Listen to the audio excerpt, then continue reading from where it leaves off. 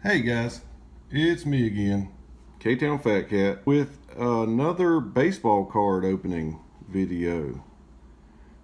I really enjoyed opening the other ones and I got some good positive comments on it. So today I thought I would open some 1986 Fleer baseball cards that I had at the house.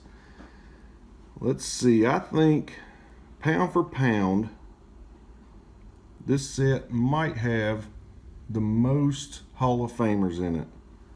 The reason I say that is because Fleer used to like to put a lot of specialty cards and combo cards of different players on the same card outside of their actual card for that season. So, without further ado, let's see how many Hall of Famers we can find.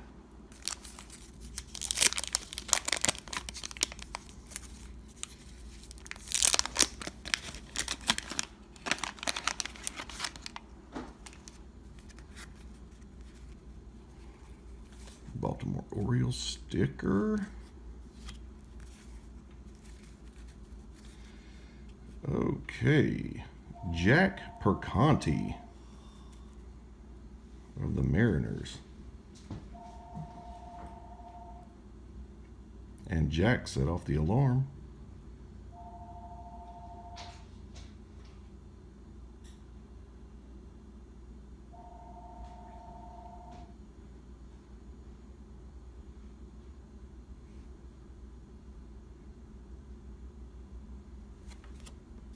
Steve Henderson of the A's. Burt Hooten. Let's see here. Yeah, I think it was Burt Hooten in 71 or 72. Had a perfect game, broken up in the ninth inning. I think he had 2 outs in the ninth inning, and somebody got a hit on him, so he lost his perfect game and his no-hitter. Joel Youngblood. Jose Cruz, Houston Astros. At one time, he held the Astros record for most hits in a career. I don't know if that still stands. Let's see here. Yeah, he had over 2,000 hits at this point in his career. And 90% of those came with the Astros. I'll have to check into that. That's got me curious now. Chris Cotter, never heard of him. Dwight Gooden, All-Star. It's a great shot. One of my favorite players, obviously. You can see the cards in the background.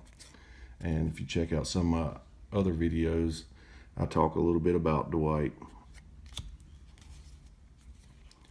Tim Laudner, the Twins. Bob Welch of the Dodgers.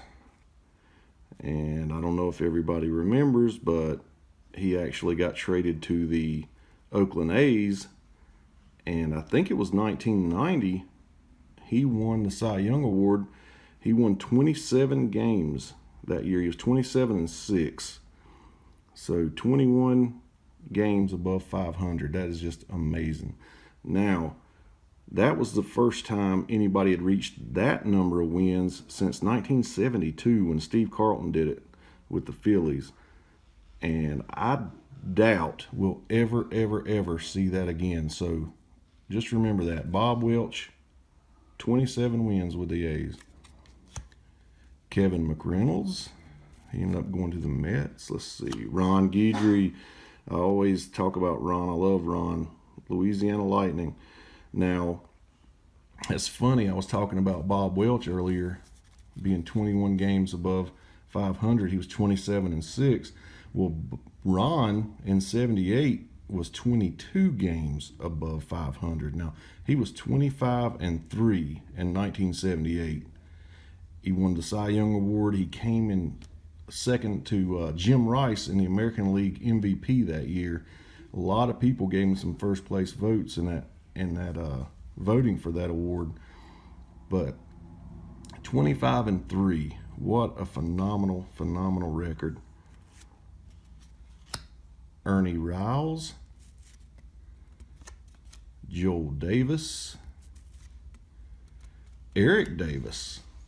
Gosh, Eric Davis, he grew up in California playing baseball with Darryl Strawberry when they were in high school. Their high schools played against each other, and they were rivals all the way up to the big leagues. And Eric, I'm pretty sure he holds a record of having over 20 home runs and 80 stolen bases in one year. Let's see here. Okay, that must have been the next year in '85. Yeah, he only played 56 games. But yeah, he hit over 20 home runs and stole 80 bases in the same year. Now, if you ever want to treat yourself to some awesome defense, go check out some of Eric Davis's outfield prowess. He robbed home runs like it was nobody's business. He could get way above the wall and catch home runs. Well, they would have been home runs. And Terry Pendleton. Terry ended up going to the Braves, and he won a batting title, and he was awarded the MVP that year. And had he not won that MVP, because Barry Bonds came in second, Bonds would have 8 MVPs. He ended up with 7, but he would have had 2 runs of 4 MVPs in a row in his career if it wasn't for this guy. And a lot of people said he didn't deserve it, that Bonds actually did, but I kind of think that the baseball writers were a little tired of Bonds at the time, so that's probably why they gave it to Pendleton, although Pendleton did have a great year that year.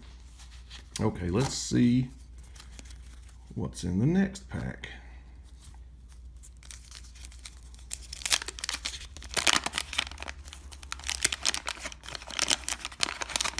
Ooh, I got a sneak peek of the back card. I'll save it for last. Philadelphia Phillies sticker. Frank Euphema. Almost sounds like a disease. Rick Honeycutt. Mark Thurman. Phil Necro. Mr. Knuckleball himself. Oh, Phil, he and his brother, Joe Necro, they hold the Major League record for most wins combined for 2 brothers. And they beat the record of Gaylord Perry and Jim Perry, the 2 brothers from North Carolina. Now, Phil Necro had over 300 wins, and his brother had over 200. And also with the Perrys, Gaylord had over 300, and Jim had over 200. So that's pretty amazing if you think about it. 2 players that good coming out of the same family. But Phil was known to throw a wicked knuckleball in his day. Jim Gantner, Jerry Hairston, Frank Pastor, that was a little out of focus, Bill Campbell, Chet Lemon, Jay Tibbs, Jim Clancy. He was a good pitcher in the 80s for the Blue Jays. Let's see here. I know he had 17 wins one year. 16 there was his best. I believe, if I'm not mistaken, at some point in his career he had 17 wins in a season. He was a solid pitcher. Lynn Barker. Let me tell you about old Lynn. Lynn pitched a perfect game. He led the league in strikeouts 2 years in a row. He led the American League and never had over 200 strikeouts in a year. It's weird. Yeah, in 80 he had 187, that led the league. In 81 he had 127. Now that was a strike shortened year, but still, he just never struck me as a strikeout pitcher, but he sure did. Look at that in 80, 19 wins, 187 strikeouts, and look at that crazy high ERA, 4.17. But he pitched a perfect game. Got to give him his credit. Lynn Barker, Tom Foley, Bud Black, and Darryl Strawberry. I just posted on my Facebook sports page about Darryl Strawberry. He spent his first 8 seasons with the Mets and had 252 home runs. And I compared him to Hank Aaron, who in his first 8 seasons had 253 home runs. So Hank only beat him by 1 home run over the first 8 years of their careers. And Hank did it in like 85 more games. So just like Hank was a 30-30 threat. So was Darryl. Darryl did it at least a time or two.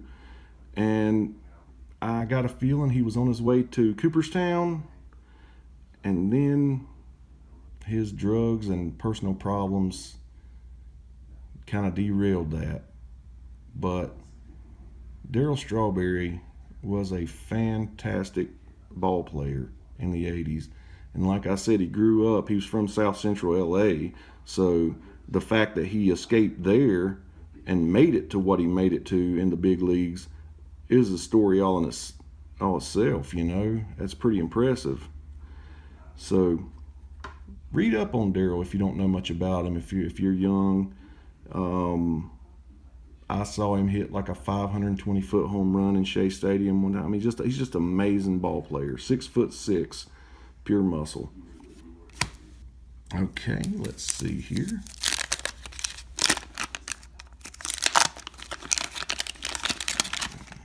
I don't like getting a sneak peek at the back card. Giant sticker. Buddy Bell. Buddy Bell had about 2,400 hits in his career. 2,500 hits in his career. Pretty consistent. Let's see here. Yeah, there's 2,115 hits as of 1985. He didn't play much longer than that, so I'm probably leaning towards about 2,400 ranges where he topped out. Here we go. What I was talking about, putting 2 players on a card. There's Pete Rose and Dwight Gooden. They call this one Charlie Hustle and Dr. K. Scott McGregor, former 20-game winner. Let's see, 1980, he was 20-8 for the Orioles. Orioles, they had some 20-game winners back in the day. Billy Sample. Jim Sundberg, solid catcher. Back-to-back, talk about catchers. Gary Carter of the Expos and the Mets. This is him in the Mets uniform. He was an all-star catcher. He ended up making it to the Hall of Fame. He's high on all offensive categories for catchers. And I think he got brain cancer and died. I know he just died recently, and I think it was from brain cancer. Very sad. He was a great guy, great catcher. It says, ouch, Don Baylor. I can only imagine. He holds the Major League record for getting hit by a pitch, so this must be a card talking about him passing Ron Hunt as getting hit the most times. Let's see. He said all-time record for getting hit by a pitch when he was nicked for the 190th time, breaking the old mark of 189 set by Minnie Minoso. What? Minnie Minoso.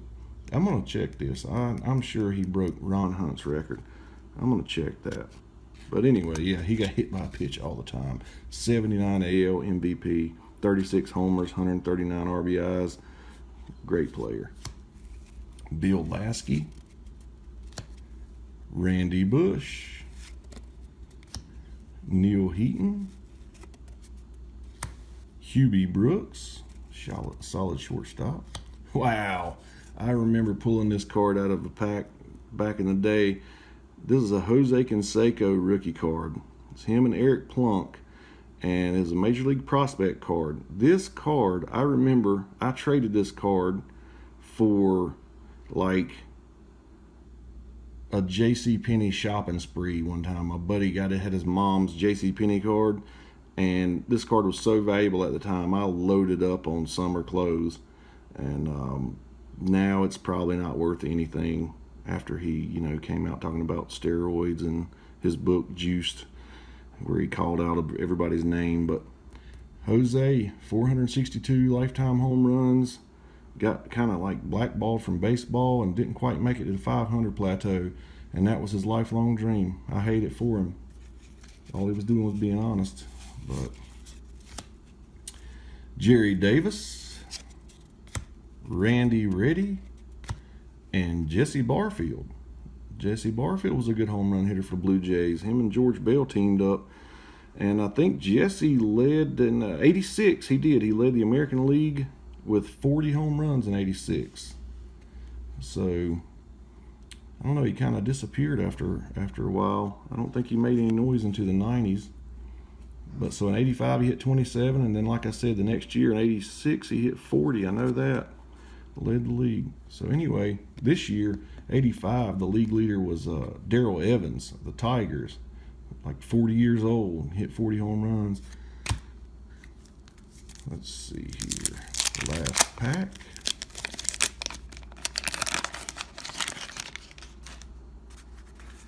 Texas Rangers sticker. Ron Davis, pitcher. Something about Ron is ringing a bell. Can't remember what it is about him. Mark Davis. Now, I believe he ended up switching from a starting pitcher to a relief pitcher. Steve Kemp, Jim Slayton, Steve Trout. Now that's a great action shot. Look at that. Wearing Pumas. I bet you won't see any major leaguers wearing Pumas these days. Al Cowens. Now, not to be confused with Al Cowlings. They sound the same when people say it. Al Cowlings was a football player who was driving the white Bronco when O.J. Simpson was running from the law. But this is Al Cowens. A lot of people thought he was the guy driving it. Okay, I'm not even going to attempt Bruce Bach. Bruce Bochy is what I used to call him, but I don't think that's right. Greg Harris, Dave LaPointe. Come on, I talked a lot of crap about this thing being full of Hall of Famers, and this is getting rough. Glenn Davis, first baseman for the Astros. Now, the Astrodome was not home run hitter friendly, but you could count on Glenn Davis getting about 30 home runs every year for the Astros. Let's see, 85 he had 20. That was just at the beginning of him starting to hit his stride. Tim Burtsus. Now that's a good action shot too. Lefty. Dan Quisenberry. I used to love Dan Quisenberry. If you've ever heard of somebody being a submarine style pitcher, YouTube Dan Quisenberry. He was the ultimate submarine style pitcher, and he set the American League single season record for saves. He led the American League in saves like 5 out of 6 years probably. He was just the best relief man in the American League for a good long spell. And then over in the National League, his contemporary was Bruce Sutter with the Cardinals. So Dan the man, I used to like him. Bless his heart, he ended up dying. I think he had brain cancer too, or either he got Lou Gehrig's disease. I know Catfish Hunter got Lou Gehrig's disease. I think he did too. Mike Stenhouse, Jerry Royce. He was a solid pitcher for the Dodgers. I think he ended up with over 200 wins in his career. Yeah, right here he had 192, so I know he broke the 200 barrier. But look at that, 16, 16, 18, 14. And then you got with the Dodgers, 18, 10, 18. See, 10 was the strike season. So he was 10-4 that year, 2.29 ERA, awesome. So I'm sure he would have got 18 at least in that year. Anyway, Jerry Royce. Eric Schau. What's he famous for? He served up Pete Rose's 4,192nd hit to break Ty Cobb's record. And Joe Cowley, pitcher for the Yankees. Well, that wasn't that awesome, guys. I'm surprised. As I went through the box, I saved some of these packs to open up for you, but the packs I was opening before this, I was getting all kinds of great players. This was a little letdown. Maybe I drained all the good players out of that box. But anyway, it was still a walk down memory lane, and I hope you enjoyed it. I'm going to try to come back with another card opening video. I got a few more 86 Fleer. I may break those out, but I do have some football cards to open up. I have some boxing cards to open up. So anyway, come back, check back with me, and see if I put out another video that you like. That's my goal. Keep putting out these random videos, and hopefully you guys like it. If you like this video, give it a thumbs up and subscribe to my channel. Check out my other videos. Till next time, K-Town Fat Cat signing out.